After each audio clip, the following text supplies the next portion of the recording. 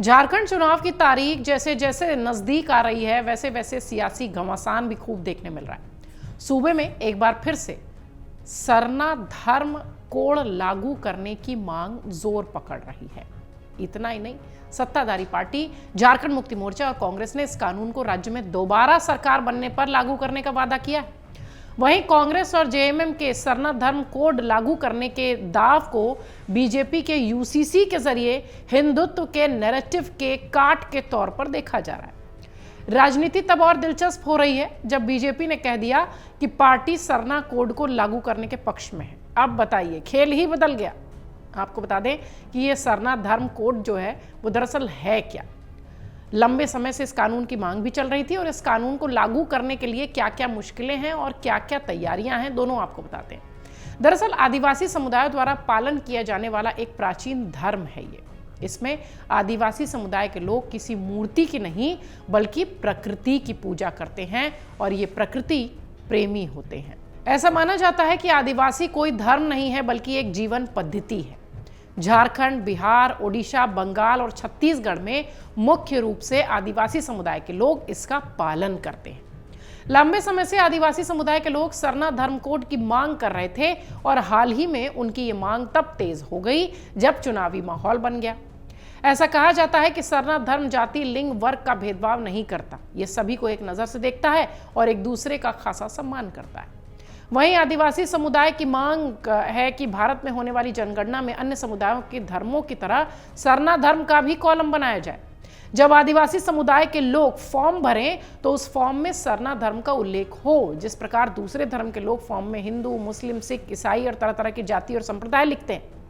इतना ही नहीं, आदिवासी समुदाय का एक बड़ा हिस्सा सरना धर्म को मानता भी है। ये लोग पेड़, पौधे, नदी सहित तमाम प्राकृतिक संसाधनों की पूजा करते हैं। झारखंड में सरना धर्म को मानने वाली अच्छी खासी आबादी है। साल 2020 में झारखंड विधानसभा में सर्वसम्मति के साथ सरना धर्म कोड को लागू करने की मांग वाला प्रस्ताव पास हो चुका है और उसे केंद्र के पास मंजूरी के लिए भी भेजा गया था। हाल ही में विधानसभा चुनाव में प्रचार के दौरान गढ़वा पहुंचे प्रधानमंत्री नरेंद्र मोदी ने कहा कि यहां दुर्गा माता की प्रतिमा को रोक दिया जाता है, स्कूलों में सरस्वती वंदना बंद कर दी जाती है, बांग्लादेशी घुसपैठिए राज्य का माटी, बेटी और रोटी पर कब्जा कर रहे हैं। इसके जवाब में उन्हें सुनने आया कि जनता जय श्री राम के नारे लगा रही थी। ठीक 2 घंटे बाद प्रधानमंत्री मोदी सभा स्थल से 10 किलोमीटर दूर मेराल में झारखंड मुक्ति मोर्चा की स्टार प्रचारक और मुख्यमंत्री हेमंत सोरेन की पत्नी कल्पना सोरेन जनसभा करने पहुंची थी तो लोगों से कहने लगी कि बीजेपी राज्य के आदिवासी समाज को आगे बढ़ते हुए देखना ही नहीं चाहती है। एक आदिवासी मुख्यमंत्री इन्हें पसंद नहीं आ रहा है। झारखंड में चुनाव से पहले भ्रष्टाचार का मुद्दा चरम पर था और अब जब पहले चरण की 43 सीटों पर वोटिंग के लिए मात्र हफ्ते भर का वक्त बचा है तो हिंदुत्व की रक्षा बनाम आदिवासियों के सरना कोड पर बात आ गई है। आपको बता दें कि हाल ही में हेमंत सरकार ने विशेष सत्र बुलाकर झारखंड विधानसभा से सरना धर्म कोड के बिल को भी पास किया था। हेमंत सोरेन इस संबंध में पीएम मोदी को चिट्ठी भी लिख चुके हैं, पर झारखंड के पूर्व सीएम चंपई सोरेन ने झारखंड मुक्ति मोर्चा और कांग्रेस दोनों को इस मुद्दे पर आड़े हाथों लिया। चंपई ने कहा कि सरना कोड 1951 तक था पर कांग्रेस ने इसे खत्म कर दिया। ऐसे में सरना कोड की बात करने से पहले जेएम को मतलब झारखंड मुक्ति मोर्चा को कांग्रेस से अपना रिश्ता तोड़ना चाहिए। आप सब जानते हैं कि झारखंड मुक्ति मोर्चा और कांग्रेस गठबंधन में झारखंड में है।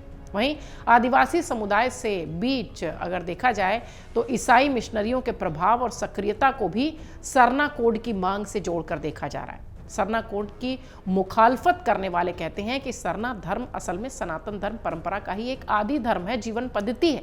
ऐसे में इसे अलग सरना धर्म कोड के जरिए आदिवासियों को बांटने और सनातन हिंदू धर्म से दूर करने की कोशिश है ताकि ईसाई धर्म में उनका धर्मांतरण आसानी से कराया जा सके।